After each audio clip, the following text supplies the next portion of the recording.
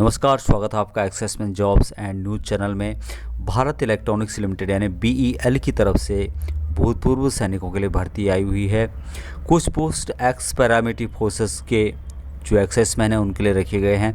पूरी डिटेल्स जानेंगे इस वीडियो के माध्यम से। दोस्तों, वीडियो पसंद आए तो लाइक कीजिए, अपने दोस्तों के साथ शेयर कीजिए, चैनल को ज़रूर सब्सक्राइब कीजिए और घंटी का निशान दबाना ना भूलें।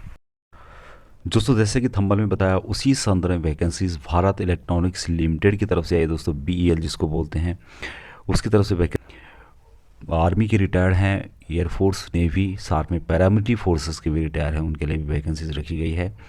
तो जैसे कि आप लोग देख पा रहे होंगे, भारत इलेक्ट्रॉनिक्स लिमिटेड रक्षा मंत्रालय के अधीन भारत सरकार का उद्यम है और भारत इलेक्ट्रॉनिक्स लिमिटेड एक नवरत्न कंपनी तथा भारत की अग्रणी पेशेवर कंपनी को इनके बेंगलुरु संकुल तथा कारपोरेट के लिए अस्थायी अस्थायी दोस्तों परमानेंट वैकेंसी है। परमानेंट आधार पर निम्नलिखित कर्मियों की आवश्यकता है।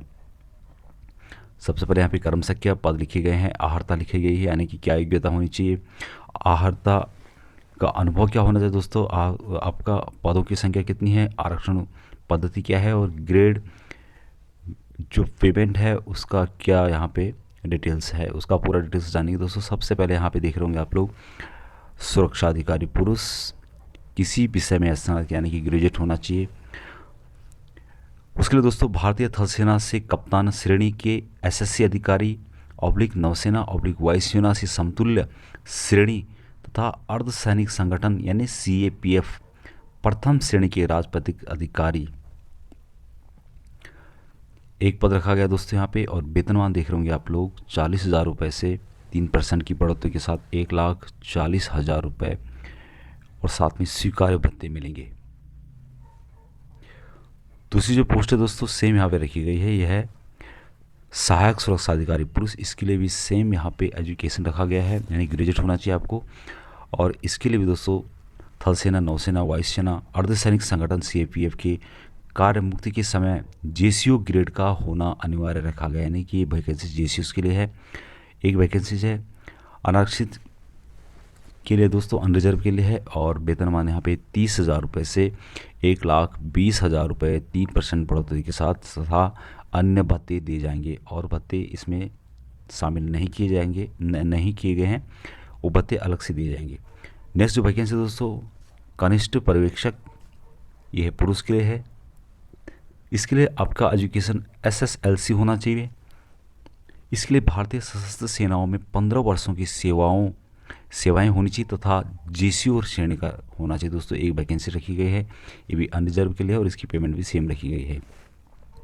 नेक्स्ट जो वैकेंसी दोस्तों वो है हवलदार के लिए, पुरुष के लिए है और इसके लिए भी एसएसएलसी पास होना चाहिए। भारतीय सशस्त्र सेनाओं में 15 वर्षों का अनुभव होना चाहिए।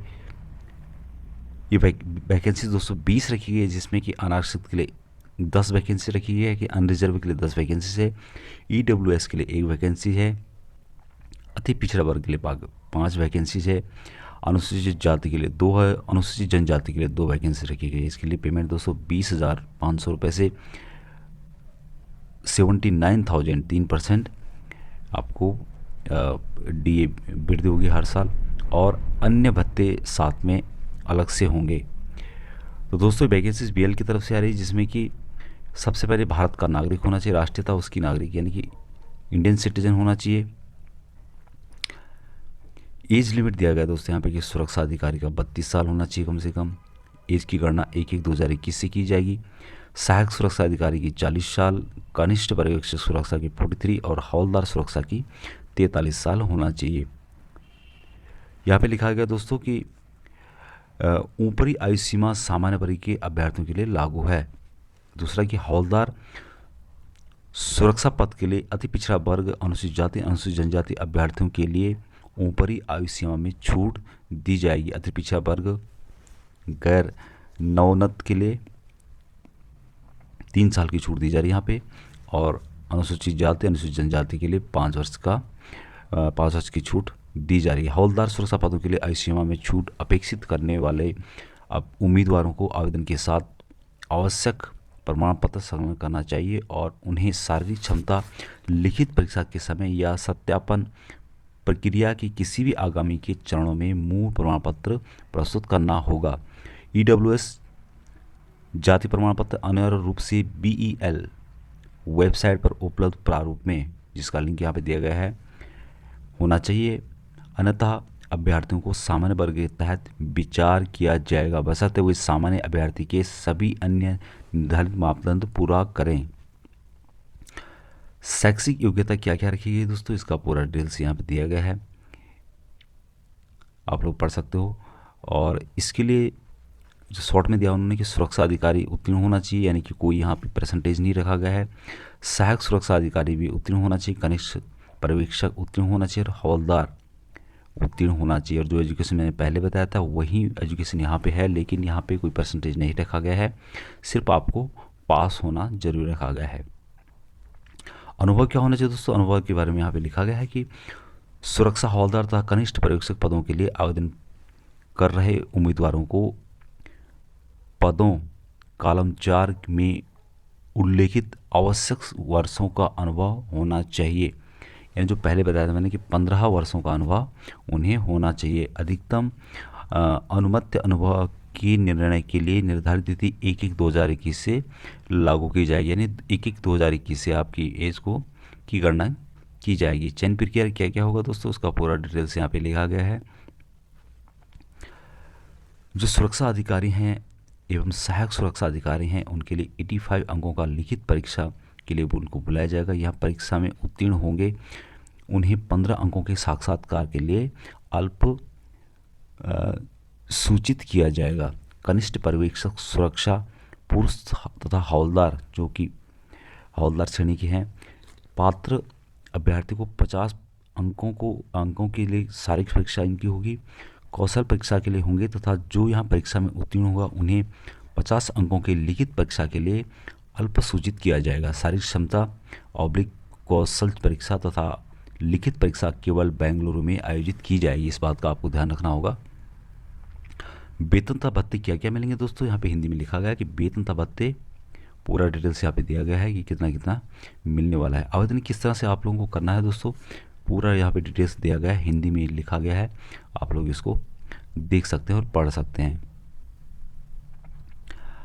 उसके अलावा दोस्तों सामान्य अनुदेश क्या क्या हैं उसका डिटेल्स भी यहाँ पे दिया गया है, पूरा डिटेल्स यहाँ पे दिया गया है। तो इसकी जो कॉपी दोस्तों आप लोगों को वीडियो के डिस्क्रिप्शन में मिल जाएगी, हिंदी और इंग्लिश दोनों में मिल जाएगी, वहाँ से आप लोग इसको पढ़ के डाउनलोड करके पूरा रीड कर सकते हो। इसके लिए दोस्तों यदि आपको कोई प्रॉब्लम हो रही है, कुछ प्रॉब्लम है, तो आप यहाँ पे एक टेलीफोन नंबर दिया गया है, साथ में 2 नंबर और दिए गए हैं, इन पे आप कॉल करके इसकी अधिक जानकारी प्राप्त कर सकते हैं। क्या क्या आपके डॉक्यूमेंट होने चाहिए दोस्तों जो भी इससे रिलेटेड हैं, अनुसूचित जाति हो, अनुसूचित जनजाति हो या EWS हो, उनके लिए क्या क्या डॉक्यूमेंट जरूर रखे गए हैं उसका पूरा डिटेल्स यहाँ पे लिखा गया है। ये हिंदी में है, आप इसको पढ़ सकते हैं। इंग्लिश वाला वर्सन है उसको भी मैं अपने वीडियो के नीचे डिस्क्रिप्शन में डाल दूँगा, उसको भी आप लोग पढ़ सकते हैं। तो दोस्तों वैकेंसीज जो कि काफ़ी अच्छी वैकेंसीज है, भारत इलेक्ट्रॉनिक्स लिमिटेड में आई है और परमानेंट वैकेंसीज है। तो दोस्तों आज के लिए इतना ही। यदि आप पहली बार चैनल विजिट कर रहे हैं तो चैनल को सब्सक्राइब कीजिएगा, अच्छा लगे तो लाइक और शेयर कीजिएगा। इसी तरह के गवर्नमेंट्स रिलेटेड न्यूज़, एक्सेसमैन के लिए जो भी वेलफेयर के न्यूज़ होते हैं और साथ में वैकेंसी से रिलेटेड न्यूज़ देखने के लिए चैनल को सब्सक्राइब कीजिएगा, अच्छा लगे तो लाइक और शेयर भी कीजिएगा। वीडियो के डिस्क्रिप्शन में आप लोगों को हिंदी और इंग्लिश दोनों के PDF मिल जाएंगे। आज के लिए इतना ही दोस्तों, जय हिंद, जय भारत, वंदे मातरम। दोस्तों साथ ही वीडियो की डिस्क्रिप्शन में आपको अप्लाई लिंक भी मिल जाएगा, वहाँ से आप लोग अप्लाई कर सकते हैं।